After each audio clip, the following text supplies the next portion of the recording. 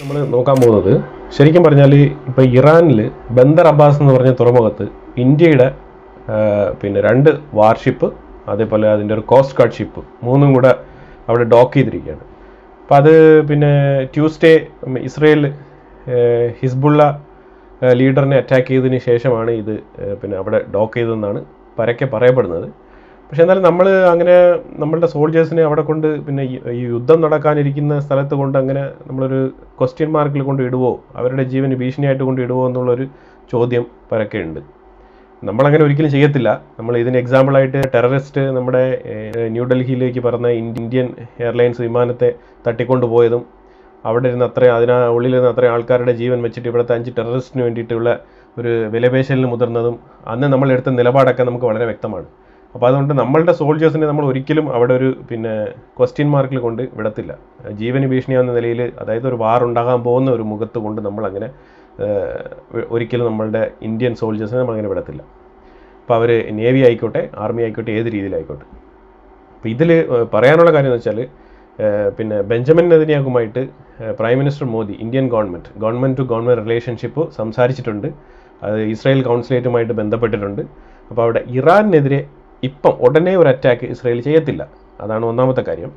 ഈ ന്യൂസ് മീഡിയയിലൊക്കെ ഇങ്ങനെ മാധ്യമങ്ങളൊക്കെ കണ്ടുകൊണ്ടിരിക്കുന്ന കണക്ക് തന്നെ ഈ ഇറാനെതിരെ ഇറാൻ ചെയ്തതുപോലെ ഒരു അറ്റാക്ക് ഇസ്രായേൽ ഒരിക്കലും ചെയ്യാൻ പോകുന്നില്ല. ഇറാൻ എന്ന് പറഞ്ഞു കഴിഞ്ഞാൽ ഇങ്ങനെ കണ്ണുടച്ചുകൊണ്ട് അവർ ടാർഗറ്റ് ഇല്ലാണ്ട് കുറേ മിസൈലുകൾ ഇങ്ങനെ വിട്ടതാണ്. പക്ഷേ അത് അവർ പല രീതിയിലും പല സ്ഥലങ്ങളിലും അവർ പിന്നെ 2-3 അതായത് ബേസുകളാണ് അവർ ടാർഗറ്റ് ചെയ്തിരുന്നത്. പക്ഷേ അതിൽ എത്രമാത്രം സക്സസ്ഫുൾ ആവാൻ പറ്റി ഇറാൻ എന്ന് ചോദിച്ചു കഴിഞ്ഞാൽ ഇല്ല. കാരണം പിന്നെ ഇസ്രായേലിൻ്റെ സൈഡിൽ ലോസ് എന്ന് പറയുന്നത് 0 ആണ്. അപ്പോൾ അതുകൊണ്ട് തന്നെ പിന്നെ ഇസ്രായേൽ ഒരു ഡെമോക്രാറ്റിക് രാജ്യമായതുകൊണ്ട് തന്നെ അവിടെ നടക്കുന്ന കാര്യങ്ങളൊക്കെ അങ്ങനെ ഒളിവ് മറവൊന്നുമില്ല, നമുക്ക് പുറത്തറിയാൻ പറ്റുന്നതാണ്. അപ്പം ആ ഒരു ഫ്രീഡം അവിടെ ഉണ്ട്, മാധ്യമ ഫ്രീഡം ഉണ്ട്. അപ്പോൾ അവിടെ ഒരുപാട് മാധ്യമങ്ങളൊക്കെ അവിടെ പ്രവർത്തിക്കുന്നതാണ്. അപ്പോൾ അതുകൊണ്ട് പരക്കെ ഈ ഇറാൻ്റെ അറ്റാക്കിൽ ഇസ്രായേലിന് അത്ര വലിയ നാശം ഉണ്ടായിട്ടില്ല എന്നുള്ളതാണ് പൊതുവിൽ മനസ്സിലാക്കാൻ കഴിയുന്നത്. ഇനിയിപ്പോൾ അടുത്ത് വരാൻ പോകുന്നത് ഇറാൻ ശരിക്കും പറഞ്ഞാൽ ഈ പ്രോക്സികളെയാണ് ഇത്രയും ഒരു രാജ്യത്തിന് എത്രമാത്രം പ്രോക്സികളെ തീറ്റിപ്പോറ്റാൻ പറ്റും. അപ്പോൾ ഇതെന്ന് പറഞ്ഞാൽ ഇങ്ങനെ ഫണ്ട് കൊടുത്തുകൊണ്ടിരിക്കുകയാണ്. അപ്പോൾ ഇതിൻ്റെ ഒരു ഫെയിലിയർ എന്ന് പറഞ്ഞു കഴിഞ്ഞാൽ ഈ US-ൻ്റെ ഒരു പ്രഷർ ഉള്ളത് കൊണ്ട് തന്നെ ഇറാൻ അത്രമാത്രം പിന്നെ ആയുധങ്ങളൊന്നും ഡെവലപ്പ് ചെയ്ത് വെച്ചിട്ടില്ല. അതുകൊണ്ട് അവർക്ക് റഷ്യയുടെയും അത് പല രാഷ്ട്രങ്ങളുടെയും സപ്പോർട്ട് ആവശ്യമായിട്ട് വരുന്നുണ്ട്. അപ്പോൾ അങ്ങനെയാണ് ഈ ഒരു ലൈൻ അവർ കാണുന്നത്. അപ്പോൾ സിറിയ ആയിക്കോട്ടെ, സിറിയയിൽ ഇപ്പോൾ ഇന്ന് റഷ്യയുടെ താവളം ഇസ്രായേൽ അറ്റാക്ക് ചെയ്തായിട്ടാണ് അറിയപ്പെടുന്നത്. ഫസ്റ്റ് ടൈമായിട്ടാണ് അത് ചെയ്തിരിക്കുന്നത്. അപ്പം ഇത് ശരിക്കും പറയാൻ പോയി കഴിഞ്ഞാൽ Indian naval ships already Indian ഓഷനിൽ ഉണ്ടായിരുന്നതാണ്. അവർ ശരിക്കും ഇന്ത്യയിലേക്ക് ചരക്ക് നീക്കം നടത്തുന്ന കപ്പലുകൾക്ക് ഇവർ കൂടുതൽ പ്രൊട്ടക്ഷൻ കൊടുക്കാനും അതിനെ നിരീക്ഷിക്കാനുമായിട്ട് അവർ ഇന്ത്യൻ ഓഷനിൽ തന്നെയാണ് ഉണ്ടായിരുന്നത്. പിന്നെ ഇപ്പം എന്തുകൊണ്ട് ഇന്ത്യൻ ഷിപ്പുകൾ ബന്ദർ അബ്ബാസിലേക്ക് അടുത്തു എന്നുള്ളതാണ് ചോദ്യം. ആ ചോദ്യം എന്തെന്ന് വെച്ചാൽ ഇത് ഇപ്പം തീരുമാനിച്ചതല്ല, ഇത് ഓൾറെഡി കഴിഞ്ഞ മാർച്ചിൽ ഇതേപോലെ ഇറാനിയൻ ഷിപ്സ് ഇന്ത്യയിൽ വന്ന് ഇതേപോലെ മിലിറ്ററി പ്രാക്ടീസ് അഭ്യാസം ഇതൊക്കെ അവർ പിന്നെ പ്രാക്ടീസ് ചെയ്തിട്ട് പോയതാണ്. കാരണം നമുക്ക് ഇറാനുമായിട്ട് റിലേഷൻഷിപ്പ് ഉണ്ട്. നമ്മളവിടെ ചബഹാർ പോർട്ട് എന്ന് പറഞ്ഞൊരു പോർട്ട് നമ്മൾ ഹാൻഡിൽ ചെയ്യുന്നുണ്ട്. അപ്പോൾ അങ്ങനെയുള്ള കാര്യങ്ങളൊക്കെ ഉണ്ട്. അപ്പോൾ ഇറാനുമായിട്ട് നമുക്ക് പിന്നെ നല്ല രീതിയിലുള്ള ബന്ധമുണ്ട്. അപ്പോൾ ആ ബന്ധം ഈ ഇസ്രായേലിനും അതേപോലെ ഈ മിഡിൽ ഈസ്റ്റ് രാജ്യങ്ങൾക്കും യൂറോപ്പിനും ഒരേപോലെ സഹായകരമാകുന്ന റിലേഷൻഷിപ്പാണ് ഇന്ത്യ കൊണ്ടുപോകുന്നത്. അപ്പോൾ ഇന്ത്യ പ്ലേ ചെയ്യുന്ന റോള് അവരെ കൊണ്ട് ചെയ്യാൻ പറ്റാത്ത റോളാണ് ഇന്ത്യ അവിടെ ചെയ്യുന്നത്. ഇപ്പോൾ ഈ ഒരു സാഹചര്യത്തിൽ പിന്നെ ഈ ചരക്ക് നീക്കം നടത്തുന്ന കപ്പലുകളെ സംരക്ഷിക്കാൻ വേണ്ടിയിട്ട് വേറെ ഒരു രാജ്യത്തിനും അവിടെ ഒരു ഷിപ്പിനെ കൊണ്ട് ഇടാൻ പറ്റത്തില്ല. അത് ഇന്ത്യൻ ഷിപ്പായതുകൊണ്ട് മാത്രമാണ് ബോത്ത് സൈഡിൽ ആ ഒരു റിലേഷൻഷിപ്പ് അമിക്കബിളി അത് സോൾവ് ആയി പോകുന്നത്. ഇപ്പോൾ അവിടെ നിങ്ങൾ ചൈനയുടെ ഒരു ഷിപ്പാണെന്ന് ആലോചിച്ച് നോക്ക്, അവിടെ അതിഭീകരമായ പ്രശ്നം ഉണ്ടായേനെ. ഇന്ത്യൻ ഷിപ്പായതുകൊണ്ട് മാത്രമാണ് ഈ ഒരു വിഷയം ഈ ഒരു ലെവലിൽ തന്നെ നിൽക്കുന്നത്. ഇതിൻ്റെ പ്രധാനമായിട്ടുള്ള ലക്ഷ്യങ്ങൾ എന്ന് പറഞ്ഞു കഴിഞ്ഞാൽ നമ്മൾ ഇറാനിന് കൊടുത്ത വാഗ്ദാനമാണ്. നമ്മൾ ഓൾറെഡി ഇതിൻ്റെ എഗ്രിമെൻ്റ് ഒക്കെ സൈൻ ചെയ്തിട്ടുണ്ട്. അതേപോലെ തന്നെ അവർ കഴിഞ്ഞ ഫെബ്രുവരിയിൽ മിലാൻ എന്ന് പറഞ്ഞൊരു എക്സസൈസ് ഉണ്ടായിരുന്നു. ആ എക്സസൈസിലും ഇറാൻ്റെ വാർഷിപ്പുകൾ പങ്കെടുത്തതാണ്. അപ്പോൾ അത് പങ്കെടുത്തത് കൊണ്ട് അതിൻ്റെ കമ്മിറ്റ്മെൻറ്റിൻ്റെ ഭാഗമായിട്ട് ഇത് ഓൾറെഡി ഡിസൈഡ് ചെയ്തതാണ്. അപ്പോൾ ഇത് ഇന്ത്യക്ക് കൃത്യമായിട്ട് അറിയാം ഇറാൻ നടത്തിയതുപോലെ ഒരു അറ്റാക്ക് ഇസ്രായേലിൻ്റെ ഭാഗത്തു നിന്ന് തിരിച്ചുണ്ടാവത്തില്ല. ഇസ്രായേലിൻ്റെ ഭാഗത്തു നിന്ന് ഉണ്ടാകാൻ പോകുന്നത് ടാർഗറ്റഡ് പ്രിസൈസ്ലി ചെയ്യാൻ പോകുന്ന അറ്റാക്കാണ്. അവർ ഏത് സ്ഥലം എവിടെ ഏത് നേരം എവിടെ അടിച്ചു കഴിഞ്ഞാൽ അവരുടെ ന്യൂക്ലിയർ സ്റ്റേഷൻ ആണെങ്കിലും അവരുടെ പവർ സ്റ്റേഷനുകൾ അവരുടെ വെപ്പൺ സ്റ്റോറേജ് ഏരിയ ഇതൊക്കെ കൃത്യമായി ടാർഗറ്റഡ് ആയിട്ട് പ്രിസൈസ് അറ്റാക്കാണ് ഇസ്രായേൽ നടത്തുന്നത്. അപ്പോൾ അതുകൊണ്ട് അത് ഒരിക്കലും നമ്മളുടെ വാർഷിപ്പിനെയോ അല്ലെങ്കിൽ നമ്മളുടെ പിന്നെ നേവൽ ഉദ്യോഗസ്ഥർക്കോ ഒരു രീതിയിലുള്ള ഭീഷണിയും ഉയർത്തിക്കൊണ്ടുള്ള ഒരു പരിപാടിയല്ല അത്. ഇത് ക്ലിയർ ആയിട്ട് ഡിസ്കസ് ചെയ്തിട്ട് തന്നെയാണ് പോയിരിക്കുന്നത്. അപ്പോൾ അതുകൊണ്ട് ഗ്ലോബലി വലിയ അറ്റൻഷൻ സീക്ക് ചെയ്യാൻ വേണ്ടിയിട്ട് പല രാജ്യങ്ങളും ഒന്നോ രണ്ടോ വാക്കുകളൊക്കെ പറയുന്നല്ലാണ്ട് അതിലുപരിയായിട്ട് ഇതിലൊന്നും നടക്കാൻ പോകുന്നില്ല. അപ്പോൾ ഇതുപോലെ തന്നെയാണ് ഇപ്പോൾ ചൈനയുടെ കാര്യം എടുത്തു കഴിഞ്ഞാൽ, ചൈനയാണെങ്കിൽ ഇപ്പോൾ ഇന്ന് പിന്നെ ജപ്പാൻ്റെ പ്രൈം മിനിസ്റ്റർ ഇന്ത്യയിലെ പിന്നെ എക്സ്റ്റേണൽ മിനിസ്റ്റർ ജയശങ്കറോട് ചോദിച്ചിട്ടുണ്ടായിരുന്നു നമുക്കൊരു ഏഷ്യൻ നാറ്റോ ആയാലോ എന്ന് പറഞ്ഞിട്ട്. അപ്പോൾ ഏഷ്യൻ നാറ്റോയ്ക്ക് ഇന്ത്യ ഒരിക്കലും ഒരു സമ്മതം മൂളത്തില്ല, അത് ഉറപ്പുള്ള കാര്യമാണ്. കാരണം ഇന്ത്യ എന്ന് പറഞ്ഞു കഴിഞ്ഞാൽ ഒരു ബാലൻസിങ് ആക്റ്റിൽ ഡിപ്ലോമസി കൊണ്ടുപോകുന്ന ഒരു രാജ്യമാണ്. അപ്പോൾ തീർച്ചയായിട്ടും അത് ചൈനയുമായിട്ട് ഇപ്പോഴാണ് ബോർഡറിൽ ഒരു ചെറിയ ഡിസെൻഗേജ്മെൻറ്റ് നടന്നിരിക്കുന്നത്. അപ്പോൾ ഈ ഒരു സാഹചര്യത്തിൽ തീർച്ചയായിട്ടും ചൈനയെ വെറുപ്പിക്കാനുള്ളൊരു മോഡിൽ പോകത്തില്ല. റെയർ എർത്ത് മെറ്റീരിയൽസ് അത് സപ്ലൈ ചെയ്യുന്നതിനെക്കുറിച്ച് കുറച്ച് തടസ്സം സൃഷ്ടിക്കാനും അതിൽ കുറച്ച് റെസ്ട്രിക്ഷൻസ് കൊണ്ടുവരാൻ ശ്രമിച്ചിട്ടുണ്ട്. അത് കാരണം US ചൈനയിൽ നിന്ന് ഇറക്കുന്ന സാധനങ്ങൾക്കെല്ലാം ഭീമമായ ടാക്സ്, പ്രത്യേകിച്ച് ഇലക്ട്രോണിക് വെഹിക്കിൾസിനും അതേപോലെ സാധനങ്ങൾക്കൊക്കെ ഭീമമായ ടാക്സ്, ഡബിൾ ടാക്സ് കൊടുത്തുകൊണ്ട് ഒരു നിയമം പാസ്സാക്കിയിട്ടുണ്ട്. അപ്പോൾ അതിനെ ചൊല്ലിയാണ് റെയർ എർത്ത് മെറ്റീരിയൽസിൽ കുറച്ച് റെസ്ട്രിക്ഷൻസ് കൊണ്ടുവരാനുള്ള നിയമം ചൈന നടപ്പിലാക്കാൻ ശ്രമിക്കുന്നത്.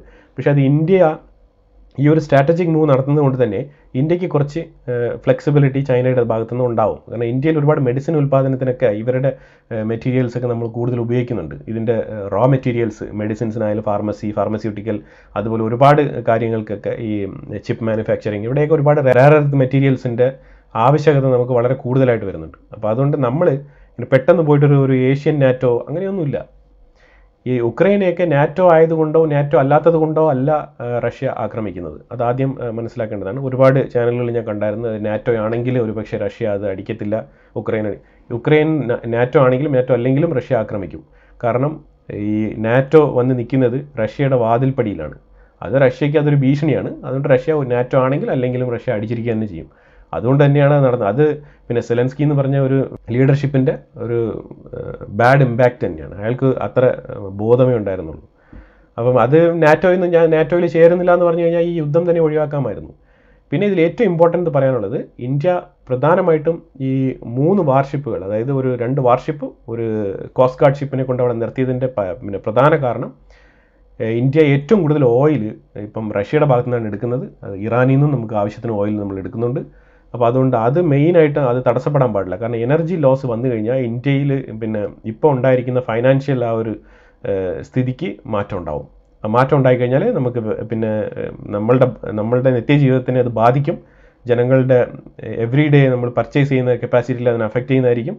അതുകൊണ്ട് നമുക്ക് ചിലവ് കൂടും. അപ്പോൾ ഇന്ത്യയിൽ ഒരു ചിലവ് കൂടുക എന്നുള്ളൊരു കാര്യം ഇപ്പം തൽക്കാലം നമുക്കത് അഡ്ജസ്റ്റ് ചെയ്യാൻ പറ്റാത്തൊരു വിഷയമാണ്.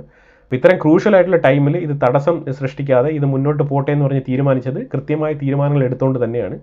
അപ്പോൾ അത് ഓൾറെഡി പിന്നെ ഇസ്രായേലുമായിട്ടും US എല്ലാം സംസാരിച്ച് ഒത്തുതീർപ്പാക്കിയിട്ട് തന്നെയാണ് ഈ ഷിപ്പ് അവിടെ പോയിരിക്കുന്നത്. പിന്നെ വെളിയിൽ ഇങ്ങനെ പല ന്യൂസ് പേപ്പറിൽ അങ്ങനെയൊക്കെ വരും. അതൊക്കെ ഡിപ്ലോമസി മാത്രമാണ്, ഡിപ്ലോമാറ്റിക് സ്റ്റണ്ടാണ് അതൊക്കെ, അല്ലാതെ വേറെ ഒന്നുമില്ല. ഈ നേവൽ എക്സസൈസ് കഴിഞ്ഞ് ഇന്ത്യൻ വാർഷിപ്പുകൾ വളരെ ഭംഗിയായിട്ട് തന്നെ അത് തിരിച്ച് മടങ്ങുകയും ചെയ്യും ഇന്ത്യയിലേക്ക്. അതിനുശേഷമായിരിക്കും ഇസ്രായേൽ ഇറാനെതിരെ പണി കൊടുക്കാൻ പോകുന്നത്. ഇനി അഥവാ ഇസ്രായേൽ ഇറാനെ അടിക്കുന്നെങ്കിൽ തന്നെയും ഇതേപോലെ പ്രിസൈസ് അറ്റാക്കിംഗ് മെത്തേഡിലായിരിക്കും അവർ ചെയ്യാൻ പോകുന്നത്. എവറി ഡേ 5.04 മില്യൺ ബാരൽസ് ആണ് എവറി ഡേ നമ്മൾ ഉൽപ്പാദിപ്പിക്കുന്നത്. അപ്പോൾ ഇതെല്ലാം റിഫൈൻ ചെയ്തെടുക്കാനുള്ള ഓയിൽസ് ഒക്കെ വരുന്നത് ഇപ്പം 40% നമ്മൾ കഴിഞ്ഞ സെപ്റ്റംബറിൽ റഷ്യയിൽ നിന്ന് മാത്രം നമ്മൾ ഇറക്കുമതി ചെയ്തുകൊണ്ടിരുന്നത്. അത് വളരെ കുറഞ്ഞ ലെവലിലായിരുന്നു നമ്മൾ ഇറക്കുമതി ചെയ്തുകൊണ്ടിരുന്നത്. അത് ഈ കഴിഞ്ഞ സെപ്റ്റംബറിൽ നമ്മൾ 40% റഷ്യ എടുത്ത് മാത്രമാണ് നമ്മൾ ഓയിൽ ഇമ്പോർട്ട് ചെയ്തിരിക്കുന്നത് ഓർത്തോണം. അപ്പോൾ ഇത്രമാത്രം എഫക്റ്റീവായിട്ടുള്ളൊരു പിന്നെ ബന്ധമാണ് ഈ ചുറ്റാകെ നമ്മൾ വെച്ചിരിക്കുന്നത്. അപ്പോൾ അതുകൊണ്ട് നമുക്ക് ആരെയും അങ്ങനെ വെട്ടിമുറിച്ചിട്ടൊന്നും ചെയ്യാൻ കഴിയില്ല. ഏഷ്യൻ സൈഡിലേക്കുള്ള US ഭാഗത്തു നിന്നുള്ള എണ്ണ ഇറക്കുമതിയിൽ ഗണ്യമായ കുറവ് വന്നിട്ടുണ്ടെന്നാണ്. ഏതാണ്ട് പിന്നെ 3 ലക്ഷം ബാരൽസ് പെർ ഡേ കുറവ് രേഖപ്പെടുത്തിയിട്ടുണ്ടെന്നുള്ളതാണ് ക്രൂഡ് ഓയിൽ. അപ്പോൾ ഇതിൻ്റെയൊക്കെ എല്ലാം പിന്നെ US മനസ്സിൽ ഇതൊക്കെ ഉണ്ടാവും. അപ്പോൾ ഇതെല്ലാം നമ്മൾ കരുതിക്കൊണ്ട് വേണം നമ്മൾ ഓരോ നമ്മുടെ ചുറ്റുപാട് നടക്കുന്ന വാർത്തകളും ഡിപ്ലോമാറ്റിക് ജിയോ പൊളിറ്റിക്കൽ കാര്യങ്ങളൊക്കെ കാണാൻ. അപ്പോൾ ഇത് എന്തായാലും നഷ്ടം തന്നെയാണല്ലോ. അപ്പോൾ തീർച്ചയായിട്ടും അവർക്കത് ഇച്ചിരി പൊള്ളും. അപ്പോൾ നമ്മൾ ഇങ്ങനെ പിന്നെ നേവൽ ഷിപ്പിനെ കൊണ്ട് ഇട്ടതിനൊക്കെ, ഇറാനിൽ കൊണ്ടിട്ടതിനൊക്കെ ഒരു ചെറിയ നെഗറ്റീവ് ഇമ്പാക്റ്റും വാർത്തകളൊക്കെ വരാൻ സാധ്യതയുണ്ട്. പക്ഷേ അത് വൈകാതെ തന്നെ അത് അടങ്ങിക്കോളും. പക്ഷേ ഇസ്രായേലിന് വളരെ കൃത്യമായിട്ട് അറിയാം ഇന്ത്യ എന്തിനാണ് അവിടെ കൊണ്ട് ഷിപ്പ് ഇട്ടിരിക്കുന്നുള്ളത്. നേവൽ ഷിപ്പ് നമ്മൾ എന്തിനാണ് ബന്ദർ അബ്ബാസ് തുറമുഖത്ത് ഡോക്ക് ചെയ്തിരിക്കുന്നുള്ളത് നമ്മൾ ഇസ്രായേലിനെ വളരെ കൃത്യമായി ധരിപ്പിച്ചിട്ടുണ്ട്. അതുകൊണ്ട് നമുക്ക് ഇന്ത്യക്ക് വേറെ പ്രശ്നങ്ങളൊന്നും വരാനില്ല. ഈ വെസ്റ്റേൺ കൺട്രീസ് ചിലപ്പോൾ ചില പിന്നെ നൂലാമാലകളും ഇന്ത്യക്കെതിരെ വെക്കാനുള്ള ചില പാരകളൊക്കെ ഇങ്ങനെ നോക്കും. പക്ഷേ അതെന്തായാലും ഇസ്രായേലിനും ഇന്ത്യക്ക് ഇടയിൽ അത് ഒരു തടസ്സമായിട്ട് നിൽക്കാൻ പോകുന്നില്ല എന്നുള്ളതാണ് എനിക്ക് പറയാനുള്ളത്. അപ്പം എല്ലാം നന്നായി വരട്ടെ. അപ്പോൾ ഈ ഒരു അപ്ഡേറ്റ്സ് തരാനാണ് ഈ വീഡിയോ ചെയ്തത്. അപ്പം തീർച്ചയായിട്ടും നിങ്ങൾ വീഡിയോ തുടർന്ന് ചാനൽ സബ്സ്ക്രൈബ് ചെയ്യണം, വീഡിയോകൾ തുടർന്ന് കാണണം. Thank you so much.